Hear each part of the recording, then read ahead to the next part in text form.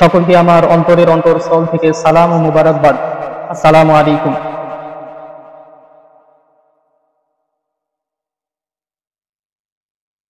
কম বেশি আপনারা সকলেই জানেন, ইতিপূর্বে থাম্বনেল করে আমি জানিয়ে দিয়েছিলাম যে 31শে জুলাই বৃহস্পতিবার রাত ইনশাআল্লাহ আল্লাহ যদি চায় আমি লাইভে আসবো। যে বিষয়বস্তুটা নিয়ে আলোচনা, যেই বিষয়বস্তুটা আমি সামনে রেখে এই লাইভে এসেছি, তো কম বেশি আমাকে অনেকজন মেসেঞ্জার বলেন, হোয়াটসঅ্যাপ বলেন, আরো যাবতীয় এই সমস্ত জায়গাতে SMS করে আমাকে জানতে চেয়েছেন বা রিকোয়েস্ট করেছেন যে ভাইজান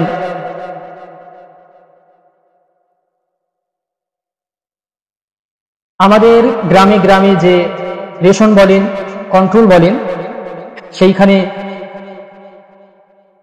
জগন্নাথ মন্দিরের প্রসাদ, যেটা দীঘা তার চত্বরে অবস্থিত জগন্নাথ মন্দির, সেই মন্দিরের প্রসাদ রেশন বা কন্ট্রোলে দিচ্ছে। এই রেশন যে কন্ট্রোল আমরা আনতে যাচ্ছি বা নিচ্ছি, এই প্রসাদটা আমাদের জন্য কতটুকু বৈধ, কতটুকু জায়েজ, আমাদের খাওয়া চলবে কি চলবে না, আমরা নিতে পারবো কি পারবো না, এই বিষয়ে আমার কাছ থেকে জানতে চেয়েছিল। তো যখন বেশ সংখ্যক মানুষ তারা এরকম রিকোয়েস্ট আমাকে করলো, তো আমি সিদ্ধান্ত করলাম যে এটা নিয়ে একটু লাইভে এসে আমার ফেসবুক ফ্রেন্ডস ফলোয়ার্স যারা আছেন তাদের যাতে সুবিধা হয়, তারা যাতে বুঝতে পারে, জানতে পারে এই জিনিসটা আমাদের জন্য চলবে কি চলবে না, এই নিয়ে কোরআন হাদিস এবং ফতোয়ার কিতাব কি বলে সেই নিয়েই খুব গুরুত্বপূর্ণ আলোচনা এসেছি। দোয়া করেন আল্লাহ রাব্বুল আলামিন যেন আমাকে এই বিষয়টাকে জাতির কাছে সুন্দরভাবে উপস্থাপন করার, সুন্দরভাবে তুলে ধরার মতো তৌফিক দান করেন, আল্লাহুম্মা আমিন।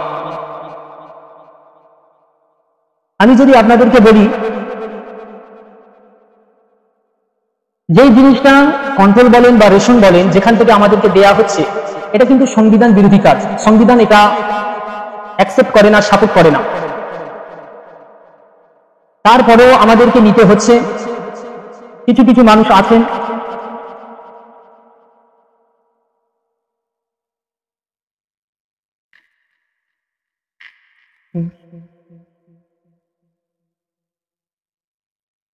একটু কারেন্টটা ডিস্টার্ব হয়েছে, তার জন্য যাই হোক,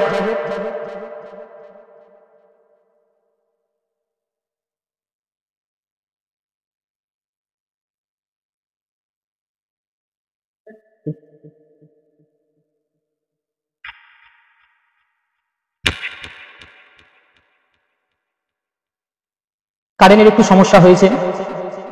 তা আপনারা যারা যারা ভিডিওটা দেখছেন, যুক্ত হচ্ছেন, হবেন, সকলকে আমার রিকোয়েস্ট, সকলের কাছে আমার অনুরোধ, আপনারা ভিডিওটা একটু বেশি বেশি করে শেয়ার করবেন, যাতে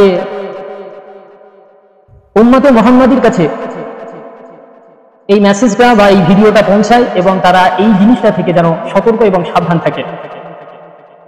তো ইতিপূর্বে যেটা বলার নয়, আমি যদি বলি আজ থেকে 10-12 বছর 15 বছর পূর্বে যদি আমরা ফিরে যাই, আমাদের বাপদাদের সাথে, আমার আব্বা চাচাজানদের সাথে আমরা কন্ট্রোলে গিয়েছি, রেশনে গিয়েছি।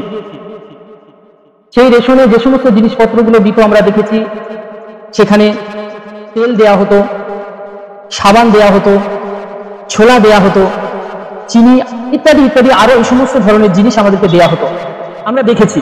এমনকি আমরা কম বেশি নিয়েওছি, রেশনের দোকান থেকে কম বেশি লজেসটাও আমাদের হাতে তুলে দিয়েছে। কিন্তু আজ যেটা আমরা গিয়ে দেখতে পাচ্ছি, এই সমস্ত জিনিসগুলো কিন্তু আর দেওয়া হয় না। এই সমস্ত জিনিসগুলো সমস্ত কিছু বন্ধ হয়ে গিয়েছে। একমাত্র যেটা চালু আছে সেটা হচ্ছে চাল, সাথে সাথে কিছু আটা দেয়া হয়। তার সাথে এখন বর্তমানে যেটা হয়ে গেছে, এই রেশন আনতে যাওয়ার সাথে সাথেই জগন্নাথ মন্দিরের প্রসাদ, যেটা দীঘাতে অবস্থিত, সেই মন্দিরের প্রসাদ আমাদের হাতে তুলে দেওয়া হচ্ছে। কিছু কিছু মানুষ এতে বিভ্রান্তি হচ্ছে, তারা নেবে কি নেবে না, খাবে কি খাবে না, সেই জিনিসটা নিয়ে কি করবে, এরকম কিছু কোশ্চেন আমাদের কাছে এসেছে, বিশেষ করে আমার কাছে এসেছে, তাই আমি জিনিসটা নিয়ে আলোচনা। এই জিনিসটা নিয়ে আলোচনা করতে গেলে সর্বপ্রথম আল্লাহ পাকের পবিত্র কালামুল্লাহ কি বলেন সেটা সম্পর্কে একটু আমাদের জানা দরকার। এই জিনিসটা যাচাই বাছাই করার জন্য সর্বপ্রথম আমাকে যেতে হবে সূরা বাকারার 169 নম্বর আয়াত।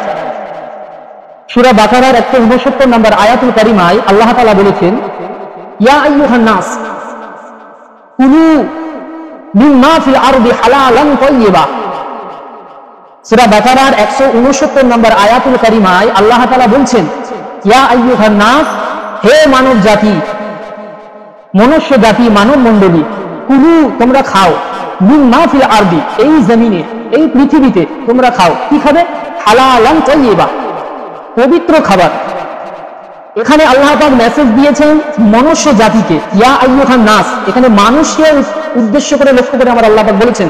এখানে আল্লাহ পাক বলেননি ইয়া আইয়ুহাল মুমিন, এখানে আল্লাহ পাক বলেননি ইয়া আইয়ুহাল মুশরিক, এখানে আল্লাহ পাক বলেননি ইয়া আইয়ুহাল কাফির, এখানে আল্লাহ পাক বলেননি ইয়া আইয়ুহাল ইহুদ, এখানে আল্লাহ পাক বলেননি ইয়া আইয়ুহান নাসার। এক কথায় আল্লাহ পাক এখানে বলেছেন ইয়া আইয়ুহান নাস। এই নাস শব্দটি হচ্ছে বহুবচন, যার এক বচন হচ্ছে ইনসান, ইনসানের বহুবচন হচ্ছে নাস। আল্লাহ পাক সর্বপ্রথম মানুষ্য জাতিকে, মানব মণ্ডলীকে তিনি একটা মেসেজ দিয়েছেন, একটা ঘোষণা করেছেন যে হে মানব সম্প্রদায়, তোমরা পৃথিবীর জমিনে হালাল বস্তু, হালাল খাবার ভক্ষণ করো, হালাল খাবার খাও। তাহলে আল্লাহ পাক এখানে কোনো জাতকে বলেন, কোন জাতকে নির্দিষ্ট করে আল্লাহ বলেননি। মুসলিম তাকে নির্দিষ্ট করে বলেনি, সনাতন ধর্ম তাকে নির্দিষ্ট করে বলেনি, ইহুদি তাকে নির্দিষ্ট করে বলেনি, খ্রিস্টান তাকে নির্দিষ্ট করে বলেনি। আল্লাহ পাক এখানে বলেছেন ইয়া আইয়ুহান নাস, হে মানুষ। সর্বপ্রথম হচ্ছে মানুষ।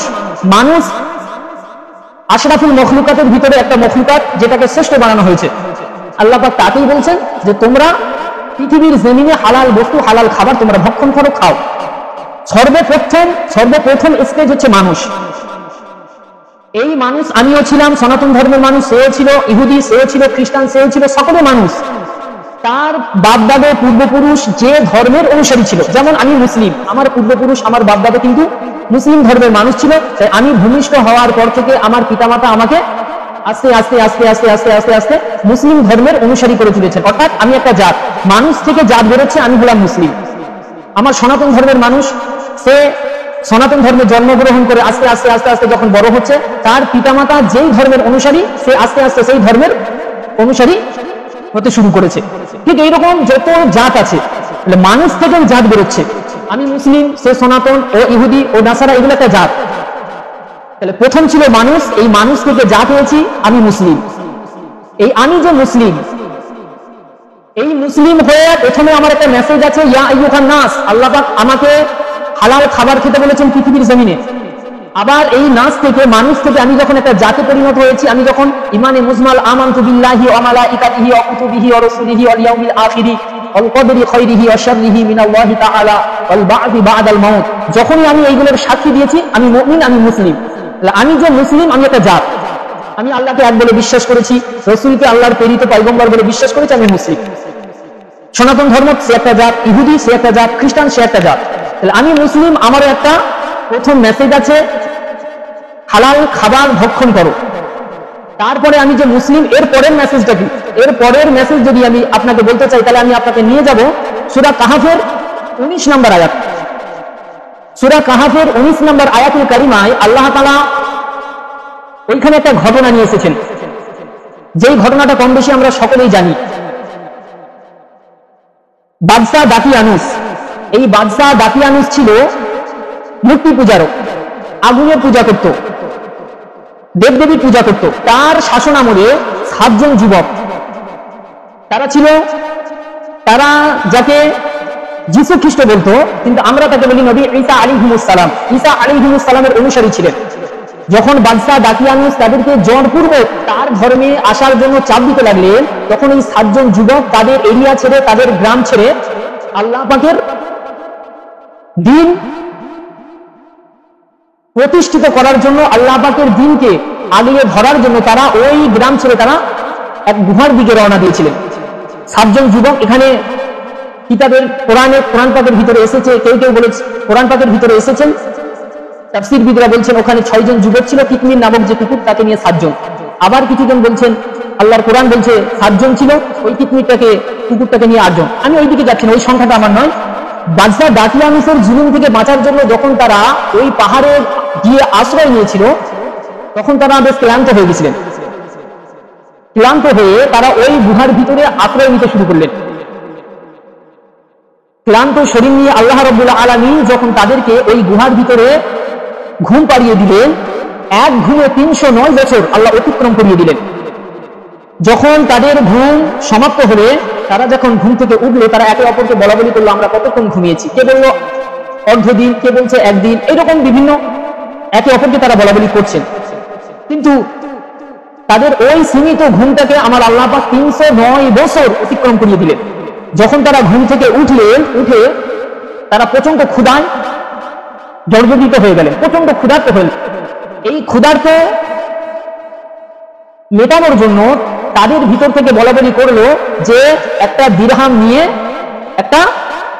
নিয়ে ইলাল মাদিনা, বাজারের দিকে যাও, ফালইয়ানজুর, লক্ষ্য করো, দেখো, আইয়ুহা আযকা তুআমান, সূরা কাহাফের 19 নম্বর আয়াত আমি বলছি।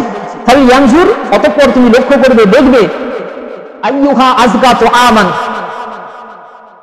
কোন খাবারটা হালাল, কোন খাবারটা বৈধ, এই খাবারটা তোমরা লক্ষ্য করবে, তুমি দেখবে। দেখে ফালইয়াতিকুম বিরিজকিন মিনহু, তুমি ওই খাবারটা যাচাই বাছাই করবে, দেখবে ওটা হালাল না হারাম, জায়েজ না নাজায়েজ, বৈধ না বৈধ, এই জিনিসটা বাজারে গিয়ে যাচাই বাছাই করবে।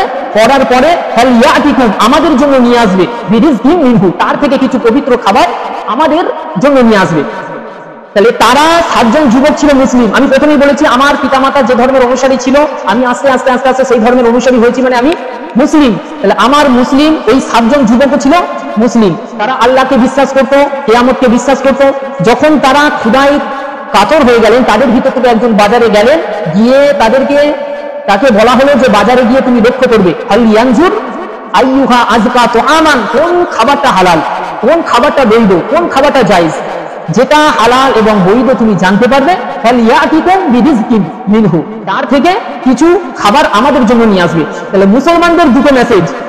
প্রথমে নাস বলে আল্লাহ পাক বলেছেন, ইয়া আইয়ুহান নাস, হে মানুষ্য জাতি, কুলু, তোমরা খাও, মিম্মা ফিল আরদি হালালান তাইয়্যিবা, পৃথিবীর জমিনে তোমরা হালাল খাদ্য খাও, এটা একটা মেসেজ। দ্বিতীয় মেসেজ, জাত নির্ধারণ হওয়ার পরে, আমি যে মুসলিম, আমি একটা জাতি, আমার জাত নির্ধারণ হওয়ার পরে আল্লাহ পাক আরেকটা মেসেজ দিলেন সূরা কাহাফে, যে তুমি যেই খাবারটা ভক্ষণ করছো, যেই খাবারটা খাচ্ছ, যেই খাবারটা তুমি নিচ্ছ, ওই খাবারটা আগে গিয়ে তুমি যাচাই বাছাই করো, আগে গিয়ে সেটাকে দেখো সেটা জায়েজ না না জায়েজ, বৈধ না অবৈধ, চলবে কি চলবে না, এটা যাচাই বাছাই করে তারপরে তুমি সেই খাবারটা আমাদের জন্য নিয়ে আসো। তাহলে আমরা মুসলমান, আমরা বাজারে গিয়ে এটা সেটা কিনতে পারবো না, আগে দেখতে হবে, যাচাই করতে হবে, করে তারপরে আমাদেরকে সেই জিনিসটা কিনে নিয়ে এসে খেতে হবে। এবার এই দুটো আয়াত আমি আপনাদের কাছে রাখলাম। এবার আমাকে বহু সংখ্যক মানুষ মেসেঞ্জারে বলছে যে ভাইজান আমাদের হাতে তুলে দিচ্ছে, আমরা রেশন আনতে যাচ্ছি, কন্ট্রোল আনতে যাচ্ছি, আমাদের হাতে তুলে দিচ্ছে। তাহলে এই সময় আমাদের করণীয়টা কি, আমরা কি করব? তাহলে এই জিনিসটা আমি আপনাকে বোঝানোর জন্য আবার কোরআনে ফিরে নিয়ে যাব। আল্লাহ পাক পবিত্র কালাম সূরা মায়েদার 3 নম্বর আয়াত, সূরা মায়েদার 3 নম্বর আয়াতুল কারিমায় আল্লাহ তাআলা বলছেন, হুররিমাত আলাইকুমুল মাইতাতু ওয়াদ দামু ওয়া লাহমুল খিনজির ওয়া মা উহিল্লা লিগাইরিল্লাহ। আল্লাহ পাক বলছেন তোমাদের জন্য হারাম করা হয়েছে মাইতাতু, মৃত প্রাণীর গোশত, ওয়াদ দামু, প্রবাহিত রক্ত, ওয়া লাহমুল খিনজির, এবং শূকরের মাংস। আল্লাহ পাক এখানে মৃত প্রাণী খাওয়া, রক্ত, প্রবাহিত রক্ত এবং শূকরের মাংস আমাদের জন্য খাওয়া হারাম করেছেন। হুররিমাত আলাইকুম, এই কুম বলে আল্লাহ পাক বুঝিয়েছেন ইয়া আইয়ুহাল মুমিন, ইয়া আইয়ুহাল মুসলিম। আল্লাহ পাক এখানে মুসলিম জাতিকে, মুমিনকে, মুসলমানকে বলছেন তোমাদের জন্য হারাম করা হয়েছে কি মাইতাত, মৃত জীবজন্তুদের গোশত, দামু, রক্ত, লাহমুল খিনজির, এবং শূকরের মাংস। তারপরে আল্লাহ পাক বলছেন ওমা উহিল্লা লিগাইরিল্লাহ, ওই সমস্ত পশু, যে সমস্ত পশুগুলো আল্লাহর নাম ছাড়া উৎসর্গ করা হয়েছে। এখানে পশু উৎসর্গ করার কথা আল্লাহ পাক বলেছেন, শুধু যে এখানে পশু উৎসর্গ করার কথা আমি বলবো এমনটা নয়। এখানে আপনি এমন কোন জিনিস যেটা কোনো মিষ্টি জাতীয় জিনিস হতে পারে, কোনো ফল জাতীয় জিনিস হতে পারে, কোনো সুস্বাদুময় খাবার হতে পারে। এই সমস্ত জিনিসগুলো অন্য কারো কাছে উৎসর্গ করা, সেটা কোনো গাছের কাছে হোক, সেটা কোনো মূর্তির কাছে হোক, সেটা কোনো পাথরের কাছে হোক। আল্লাহ পাক এখানে বলেছেন ওমা উহিল্লা লিগাইরিল্লাহ, আল্লাহর নাম ছাড়া যেটাকে উৎসর্গ করা হয়েছে এমন কিছু জিনিস, সেটা হতে পারে কোনো পশুর গোস্ত, সেটা হতে পারে কোনো উন্নত মানের ফল, সেটা হতে পারে কোনো উন্নত মানের মিষ্টি জাতীয় জিনিস, সেটা হতে পারে উন্নত মানের আরো সুস্বাদুময় জিনিস।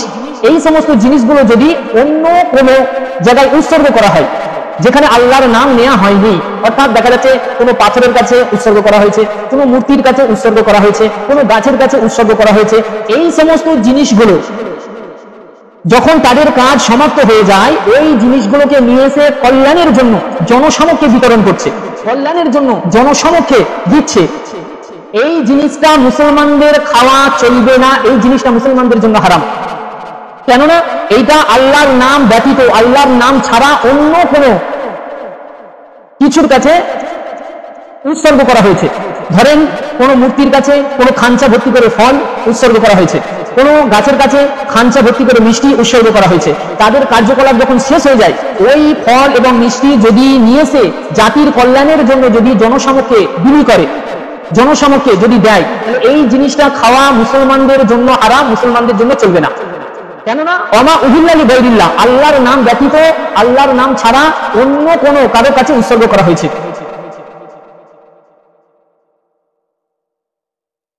তাহলে এখানে একটা জিনিস আমি আপনাকে বললাম ওমা উহিল্লা লিগাইরিল্লাহ, যেটা জাতির কোনো খাদ্য বস্তু বলেন, কোনো মিষ্টি জাতীয় জিনিস বলেন, অন্য কোনো কারো কাছে উৎসর্গ করা যদি হয়ে থাকে, সেই জিনিসটা যদি জনগণের কাছে কল্যাণের জন্য বিতরণ করে, সেই জিনিসটা আমাদের জন্য খাওয়া চলবে না। এবার আমাকে মেসেঞ্জারে জিজ্ঞাসা করছে যে ভাইজান আমাদেরকে দিচ্ছে, তাহলে আমরা কি করব? এই জিনিসটা আপনাকে জানার জন্য আমি আপনাকে আল্লাহ নবী হাদিস পাকের ভিতরে কি বলেছেন সেই হাদিস শোনাবো।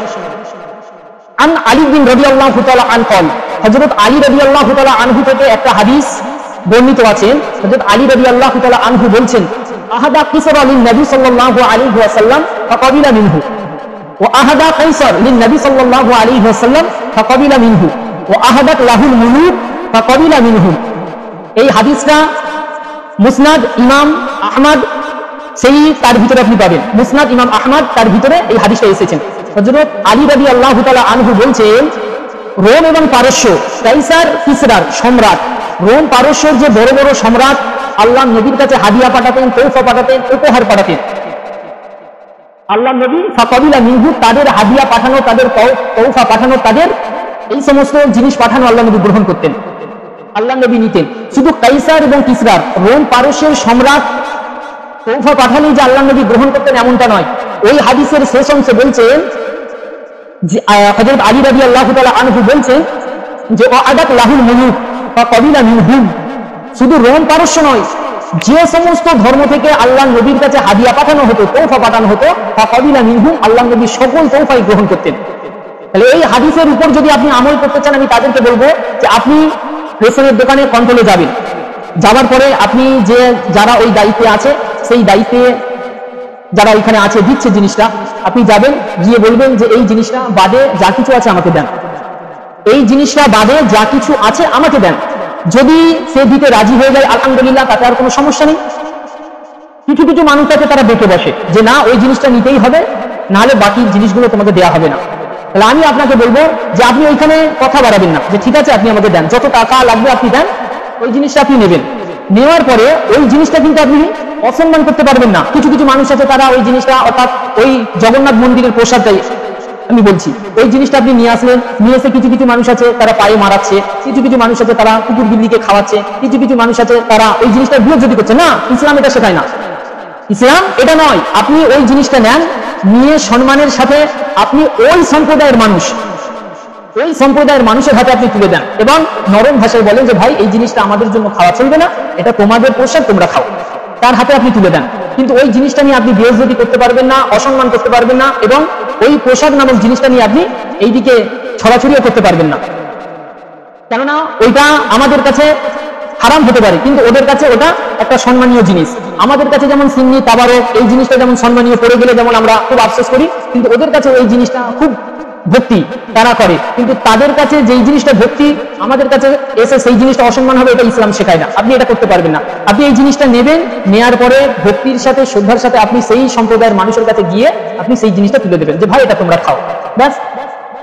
দ্বিতীয় নম্বর, এই যে জিনিসগুলো আমি আপনাদেরকে বলছি একটাই, সূরা বাকারার 169 নম্বর আয়াত আমি রেখেছি, সূরা কাহাফের 19 নম্বর আয়াত আমি রেখেছি, সূরা মায়েদার 3 নম্বর আয়াত আমি রেখেছি, একটা হাদিসে রেখেছি। এই সমস্ত জিনিসগুলো সারমর্মটা কি?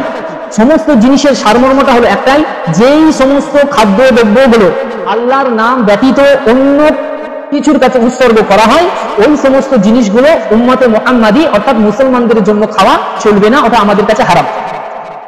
এই সম্পর্কে যদি আমি আপনাকে ফতোয়ার কিতাব থেকে যদি কিছু বলতে চাই, সেই ফতোয়ার কিতাব দাদা হুজুর পীর কেবলা রহমাতুল্লাহ আলাইহির নিকটস্থ খলিফা, দাদা হুজুর পীর কেবলা রহমাতুল্লাহ আলাইহির নিকটস্থ খলিফা, যার নাম হলো বসিরহাটের জমিনে শুয়ে আছেন আল্লামা রুহুল আমিন রহমাতুল্লাহ আলাই, জানার জীবন হিস্ট্রি পড়ে আমি দেখেছি কিতাবের ভিতরে এসেছে তিনি একজন মস্ত বড় আল্লামা, মস্ত বড় আল্লাহ পাকের মাহবুব বান্দা ছিলেন। কিতাবের ভিতরে এসেছেন তিনি 22 মণ 23 কিতাবের হাফেজ ছিলেন, 22 মণ 23 কিতাবের হাফেজ ছিলেন। এই মানুষটা দাদা হুজুর পীর কেবলা রহমাতুল্লাহ আলাইহির নিকটস্থ খলিফা ছিলেন। তানার একটি ফতোয়ার কিতাব, তিনি নিজের হাতে কলম ধরে একটি ফতোয়ার কিতাব লিখেছেন, যেই কিতাবটার নাম হলো ফতোয়া আমিনিয়া। এই ফতোয়া আমিনিয়ার কিছু খণ্ড আছে, সমস্ত খণ্ড আমি অধম গুনাহগার আমার কাছে আছে। ওই ফতোয়া আমিনিয়ার 5 নম্বর খণ্ড আমি আপনাকে যদি থাকে দেখতে বলছি, আর যদি না থাকে কিনে আল্লাহ যদি কোনো সময় সুযোগ দেয় আপনি দেখবেন। ওই ফতোয়া আমিনিয়ার 5ম খণ্ডে প্রথম পৃষ্ঠা থেকে নিয়ে প্রায় 5-6 পৃষ্ঠা, প্রথম পৃষ্ঠা থেকে নিয়ে প্রায় 5-6 পৃষ্ঠা আপনি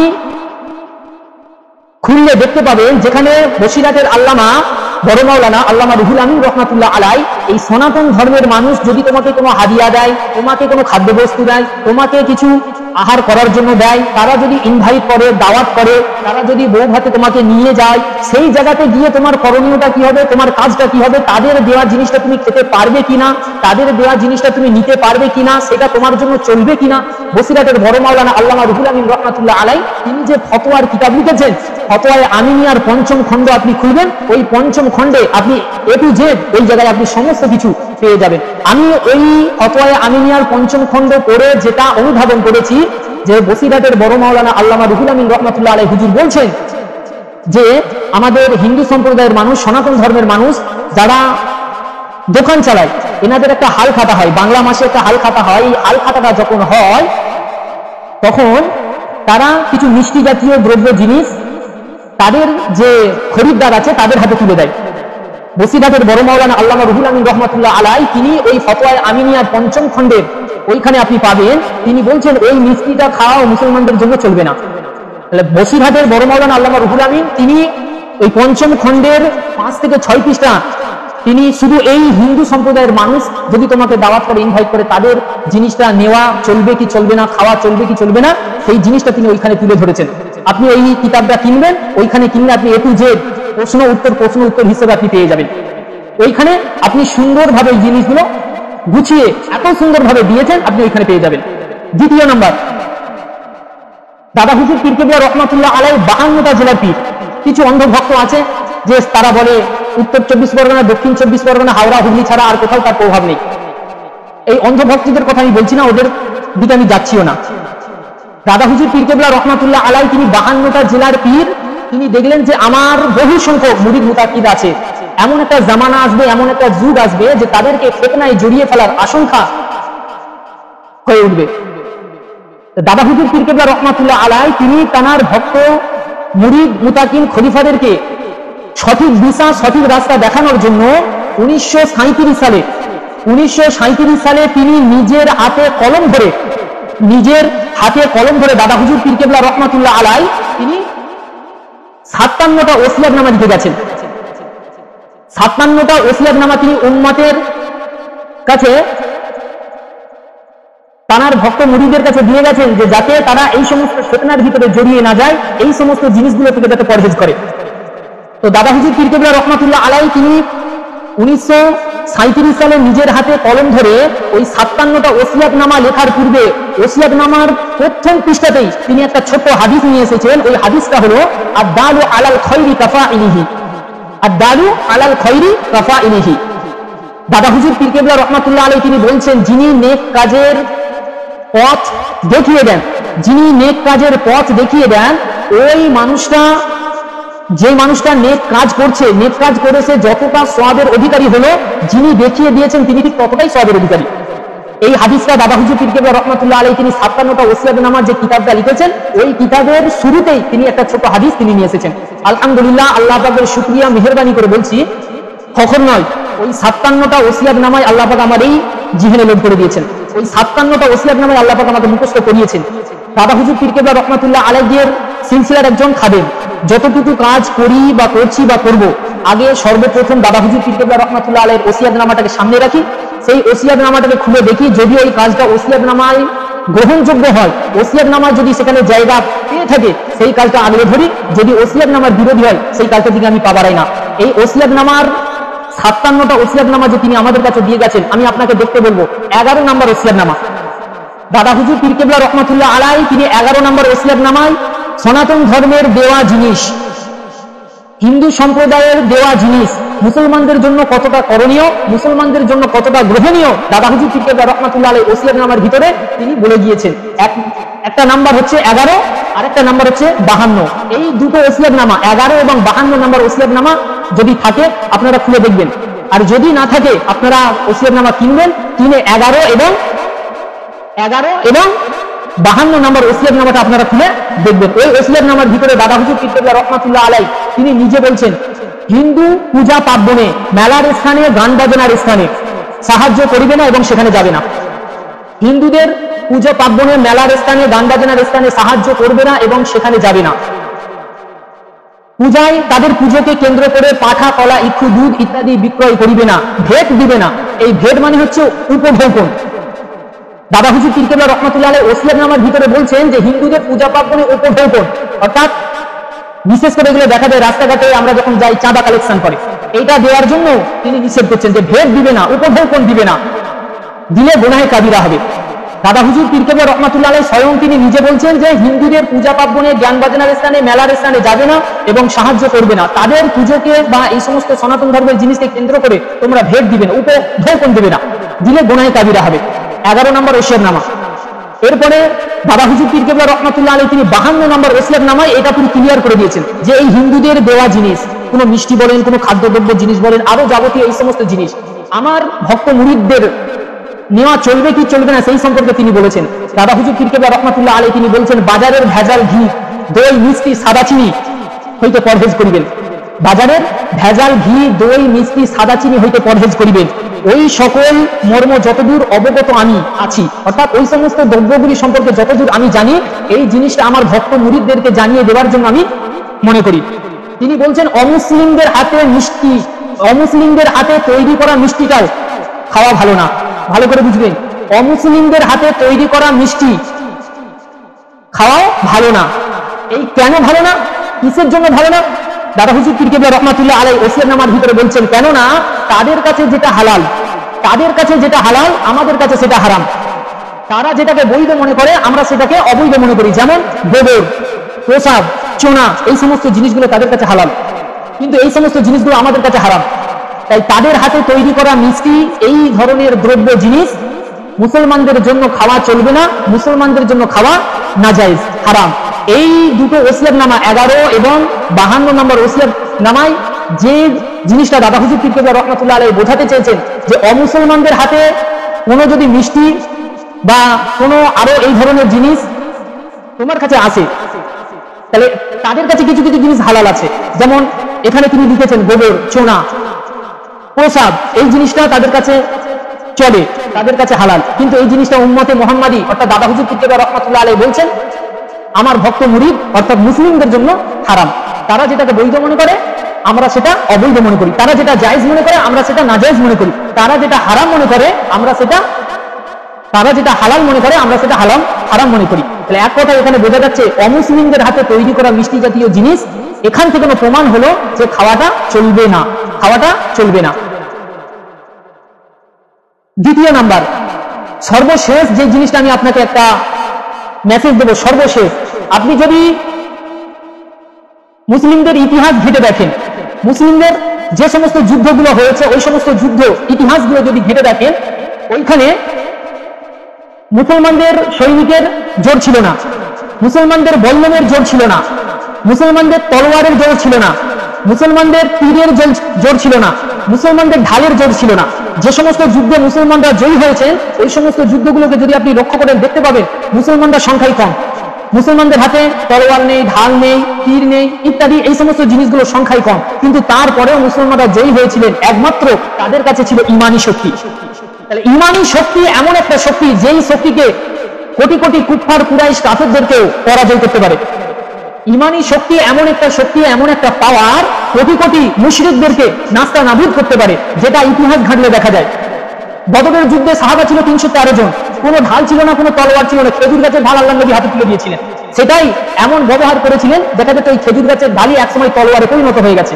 তাহলে মুসলমানদের সংখ্যা, মুসলমানদের তলোয়ার, মুসলমানদের তীর, এই সমস্ত জোরে মুসলমানরা যুদ্ধে জয়ী হয় না, একমাত্র ইমানি জোর ছিল, ইমানি শক্তি ছিল, যেই শক্তিতে মুসলমান জয়ী হয়েছেন। সেই শক্তিকে কি করে পরাজিত করা যায়, সেই শক্তিটাকে কি করে দমিয়ে দেওয়া যায়, সেই শক্তিটাকে কি করে মিটিয়ে দেওয়া যায়, এইটার একটা পরিকল্পনা, একটা চাল। এই সমস্ত জিনিসগুলো মুসলমানদের হাতে যদি তুলে দিতে পারি, ইমানদারদের হাতে যদি তুলে দিতে পারি, তাহলে এক কথায় দেখা যাবে মুসলমানদের যে একটা ইমানি শক্তি, মুসলমানদের যে একটা ইমানি জজমা, মুসলমানদের কাছে যে একটা ইমানি তেজ, সেই জিনিসটা দুর্বল হয়ে যাবে, সেই জিনিসটা ক্ষয় হয়ে যাবে। তাহলে এই মুসলমানরা যে সমস্ত ইমানি শক্তি দিয়ে যুদ্ধে জয়লাভ করেছে সেই জয়লাভ থেকে মুসলমানরা পরাজিত হবে।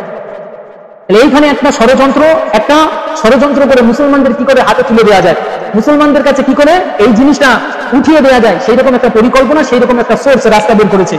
তো এতটুকু কথা বলে আমি একটা জিনিসই প্রমাণ করাতে চাইলাম, যার সারমর্ম হচ্ছে যেটা কোরআন এবং হাদিসে আল্লাহ নবী গ্রহণ করেছেন, ওখানে খেয়েছেন কি না খেয়েছেন এর কোনো জানা যায় না, কিন্তু গ্রহণ করেছেন।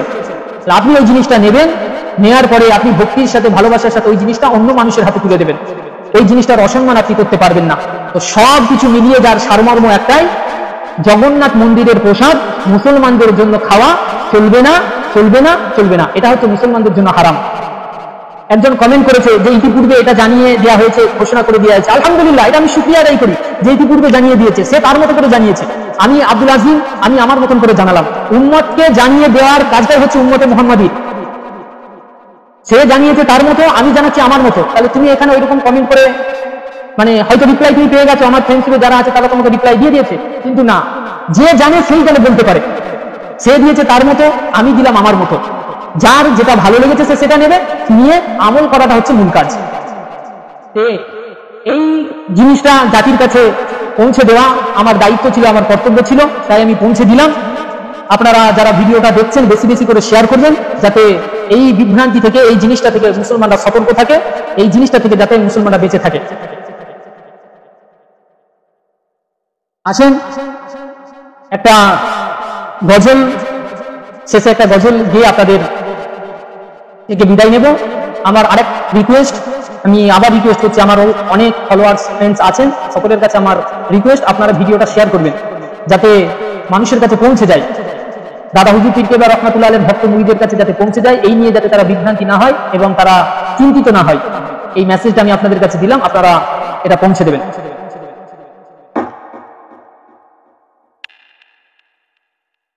লন্ডন, প্যারিস, ওয়াশিংটন বার্নি যেতে চাই না, হংকং, বেজিং, টোকিও, সিঙ্গাপুরও চাই না, লন্ডন, প্যারিস, ওয়াশিংটন বার্নি যেতে চাই না, হংকং, বেজিং, টোকিও, সিঙ্গাপুরও চাই না, মন আমার যেতে চাই এই দুনিয়ায় একটি জায়গায়, সেই জায়গাটির নাম হলো সোনার মদিনা, সেই জায়গাটির নাম হলো সোনার মদিনা, সোনার মদিনা আমার প্রাণের মদিনা, সোনার মদিনা আমার প্রাণের মদিনা, সেই জায়গাটির নাম হলো সোনার মদিনা, সেই জায়গাটির নাম হলো সোনার মদিনা। নারী বাড়ি গাড়ি নিয়ে দুনিয়া পাগল, যশ খ্যাতির বাড়াবাড়ি চলছে অনর্গল, নারী বাড়ি গাড়ি নিয়ে দুনিয়া পাগল, যশ খ্যাতির বাড়াবাড়ি চলছে অনর্গল। নারী বাড়ি যশ খ্যাতির নাই রে কামনা, নবীর জিয়া রোপে যায় মনের বাসনা। সেই বাসনা পূর্ণ হবে দেখলে মদিনা, সেই বাসনা পূর্ণ হবে দেখলে মদিনা। সোনার মদিনা আমার প্রাণের মদিনা, সোনার মদিনা আমার প্রাণের মদিনা। সেই জায়গাটির নাম হলো সোনার মদিনা, সেই জায়গাটির নাম হলো সোনার মদিনা। সিঙ্গাপুরে যায় অনেকে বিমারি হলে, ভালো সেবা আর ভালো ঔষধ মেলে। সিঙ্গাপুরে যায় অনেকে বিমারি হলে, ভালো সেবা আর ভালো ঔষধ মেলে। খাক শেফা পাওয়া যায় নবীর দরবারে, সকল রোগের চিকিৎসা একটির ভিতরে। রোগের শেফা পেতে চলো সোনার মদিনা, রোগের শেফা পেতে চলো সোনার মদিনা। সোনার মদিনা আমার প্রাণের মদিনা, সোনার মদিনা আমার প্রাণের মদিনা। সেই জায়গাটির নাম হলো সোনার মদিনা, সেই জায়গাটির নাম হলো সোনার Medina.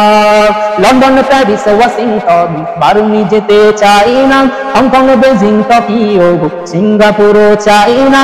London Paris Washington Barani যেতে চাই না, হংকং বেজিং টোকিও সিঙ্গাপুরও চাই না।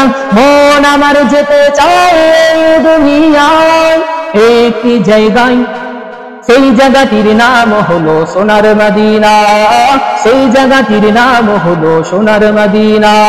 সোনার মদিনা আমার প্রাণের মদিনা, সোনার মদিনা আমার প্রাণের মদিনা। সেই জায়গাটির নাম হলো সোনার মদিনা।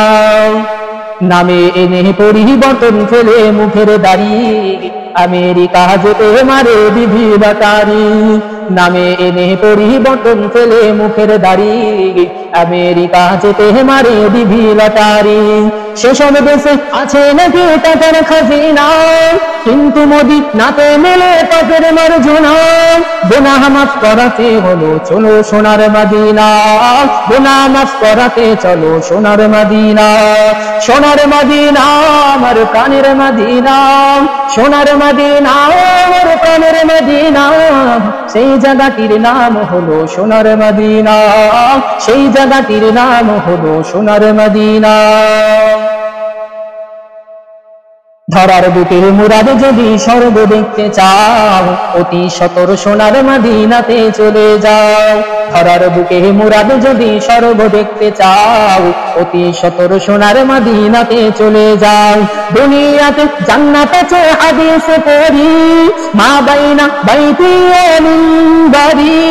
রওজাতুম মিন রিয়াজিল জান্নাহ, রওজাতুম মিন রিয়াজিল জান্নাহ।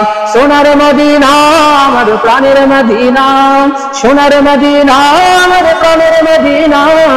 সেই জায়গাটির নাম হলো, সেই জায়গাটির নাম হলো, সেই জায়গাটির নাম হলো সোনার মদিনা, সেই জায়গাটির নাম হলো সোনার মদিনা। সোনার মদিনা আমার প্রাণের মদিনা, সোনার মদিনা আমার প্রাণের মদিনা।